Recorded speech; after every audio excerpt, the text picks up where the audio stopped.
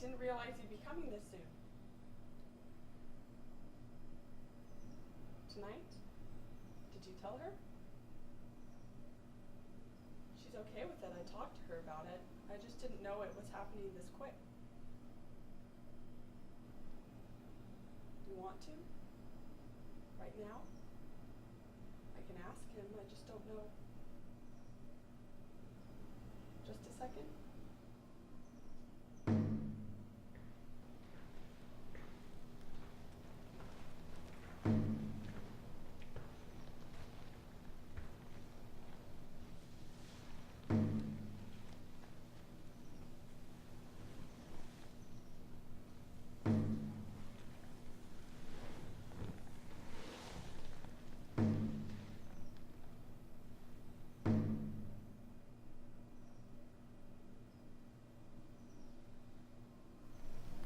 Hi.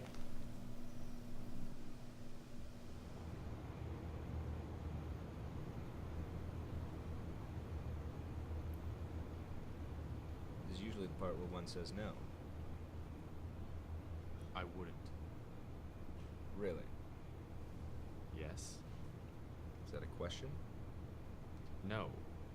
Yes, I wouldn't. Wasn't that great? So,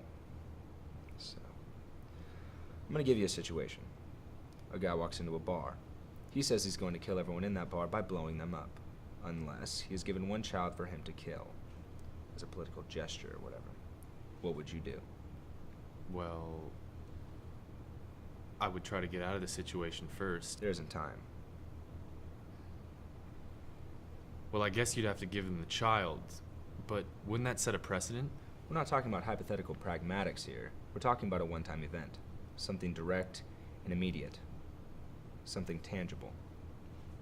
Well, You would have to give him the kid. What's so difficult to understand about that? You'd have to save the majority, but it's still wrong to kill someone. What do you mean it's wrong? I mean, it's wrong to kill a kid. Well, what do you mean by wrong? It's wrong to kill someone. It's wrong to hurt someone. Right, there's no argument there. But the situation is... The situation is one life versus several dozens. Therefore, it's the greater good to save all. It's not the greater good, it is the only good. Saving that child's life or losing it is not a matter of good or bad. The only way you would believe that is if you were to presume upon some sort of intrinsic moral meaning in your actions. This is what I'm saying. When we talk about good or bad, good or evil, we are talking about what?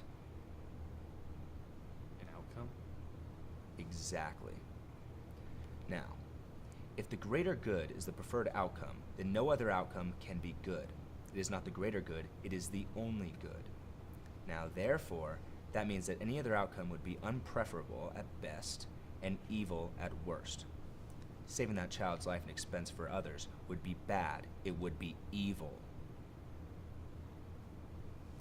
The question is, why would you even say that it was evil? To kill the child, that is.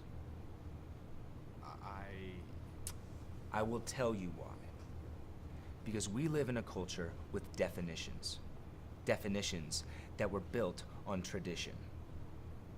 Now, we have been liberated from this tradition. That means that it is held meaningless to us in the abstract.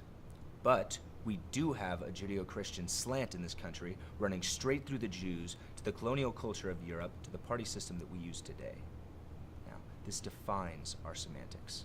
This defines the physiology of our culture, these notions. So, which notion is at the heart of this tradition? What is it? The concept of intrinsic moral meaning. Now, the attack on absolute is behind the times. What we are fighting against is this notion of intrinsically defined actions, which is clearly rooted in a theistic epistemology. If we aren't accountable before God, there is no accountability for the non-pragmatic. There is what is and nothing more. Definitions beyond this are used to keep the community down, to keep the people in place. This accountability is created to attach meanings to action in order to invalidate them, when they, at times, are the only weapons of revolution. Turn the other cheek, this is grace, something that is defined as an intrinsic good. Well, I say that given the right context, it's an aberration. It's not good, it's repression, and therefore oppression. We need to liberate ourselves from these constrictions in a way that lets us act responsibly, in a way that lets us liberate society. Liberation meaning economic liberation? Economic, educational, philosophical, absolute freedom, this is not liberation. The holding up of freedom in all circumstances is a fallacy promoted by this one arbitrary worldview that is bracing our society at the moment. And for the past centuries, we don't question, we swallow it like fools. It's only a right if you accept the idea that God gave us rights, meaning that the church doles out rights. But if you take that out of the equation, you'll understand that this was never a right. It's a constructed freedom, and one that inhibits the growth of society and the health of the young minds, and thusly, its oppression. Religion itself, this is a form of de facto oppression. This creates factions. This creates elitist sentiments that are made manifest in hostility toward one another. This is an act of violence towards society to even allow it. To abolish, that's liberation. You could tell me that's oppression, but by whose standards? We make our standards, and we make them according to what makes sense, and not allowing stupid institutions that makes sense. The only thing, and I mean the only thing that matters is the community, and the greater good of the community. Nothing else is defined. That's true freedom. That's our destiny made manifest.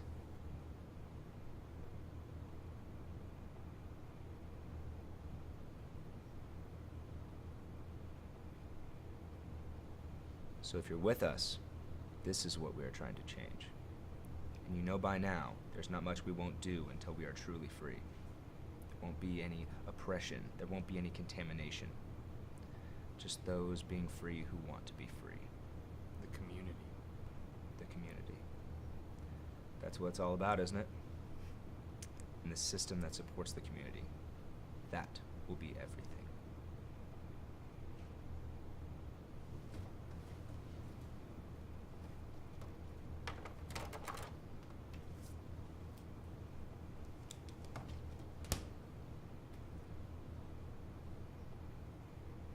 They're here.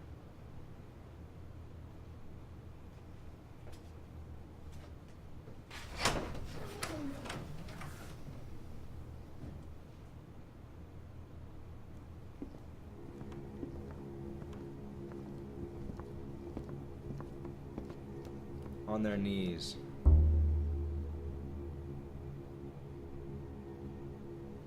You just have no idea. You have no idea what you're doing, what you're enabling.